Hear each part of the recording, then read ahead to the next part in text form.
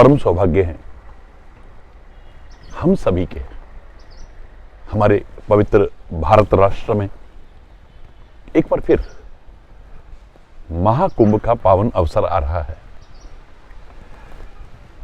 तीर्थराज प्रयाग की महिमा को कौन गा सकता है, और उसमें भी महाकुंभ का पावन अवसर, अलौकिक छटा, दिव्य छटा, अनुपम छटा, अद्वितीय छटा, वो नेत्र धन्य हो जाएंगे जो उसके दर्शन करेंगे। 13 जनवरी से 26 फरवरी 2025 तक ये जो पावन महाकुंभ का आयोजन हो रहा है, मैं देश के यशस्वी प्रधानमंत्री माननीय नरेंद्र मोदी जी को, उत्तर प्रदेश के माननीय मुख्यमंत्री योगी जी को बहुत बहुत साधुवाद, धन्यवाद,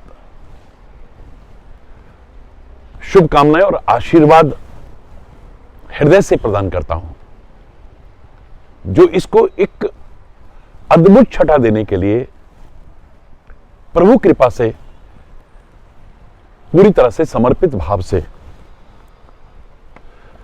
लगे हुए हैं। तीर्थराज प्रयाग की महिमा गाना किसी की वाणी की सामर्थ्य नहीं है, और उसमें भी असंख्य साधु संत जो चलते फिरते तीर्थराज हैं, जिमी जग जंगम तीर्थ राजू, जैसे चलते फिरते तीर्थराज जो स्वयं कृपा करके, कोई हिमालय की कंदराओं में है, कोई गुफाओं में है, कोई जंगलों में रहते हैं, इस पावन अवसर पर सब एकत्रित हो जाते हैं।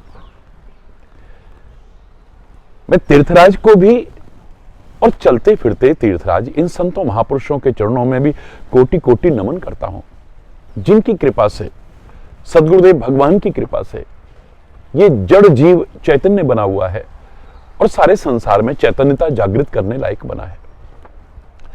विश्व की आंखें फटी की फटी रह जाती है, करोड़ों करोड़ों लोग एक साथ इकट्ठे हो जाते हैं।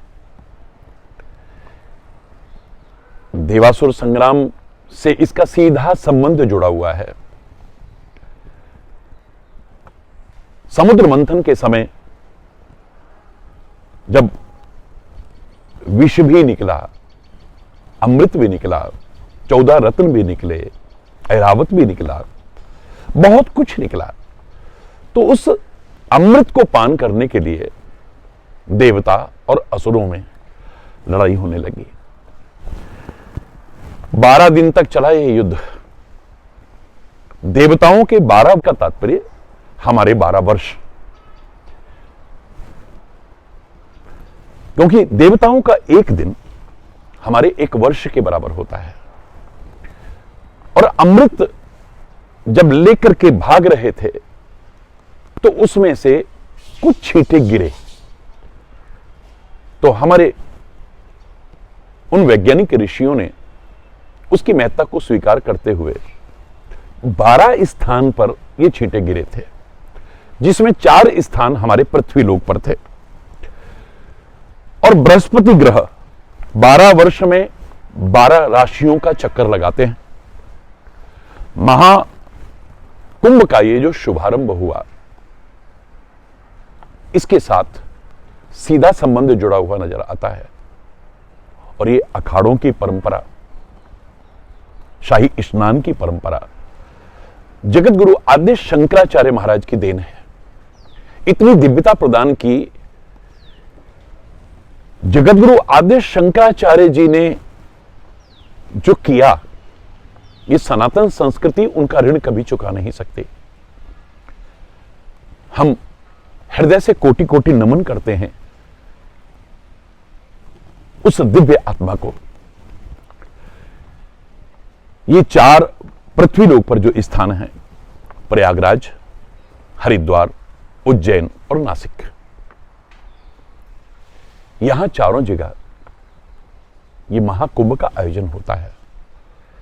मैं सबका आह्वान करता हूं, आइए इस दिव्य अलौकिक छटा के दर्शन करके और गंगा, यमुना और सरस्वती के उस पवित्र संगम में, तीर्थराज प्रयाग में डुबकी लगाइए।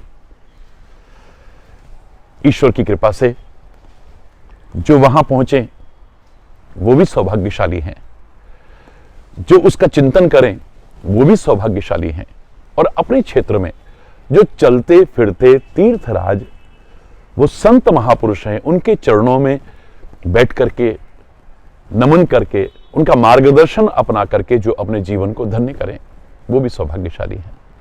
हम अपने भाग्य की सराहना करते हैं। हमें भारत जैसे पवित्र राष्ट्र में जन्म मिला, सर्वांग परिपूर्ण शरीर मिला, संतों महापुरुषों का सानिध्य मिला। कृषि प्रधान देश है, सब जानते हैं, लेकिन मेरा भारत ऋषि प्रधान देश भी है, इसे नकारा नहीं जा सकता। उन वैज्ञानिक ऋषियों का चिंतन मिला हमें मार्गदर्शन मिला, जीवन जीने की कला सिखाई उन्होंने हमें। हम अपनाएं और अपने जीवन को धन्य करें। सौभाग्यशाली तो हैं, परम सौभाग्यशाली बनने की कोशिश करें। एक बार फिर तीर्थराज प्रयाग को नमन करता हूं। चलते फिरते जो तीर्थराज हैं उन संतों महापुरुषों को नमन करता हूं और उनके सौभाग्य की सराहना करता हूं, जो वहां सेवा करने का सौभाग्य प्राप्त कर रहे हैं, दर्शन करने का सौभाग्य प्राप्त कर रहे हैं, स्नान करने का सौभाग्य प्राप्त कर रहे हैं। भारत माता की जय। वंदे मातरम। तीर्थराज प्रयागराज की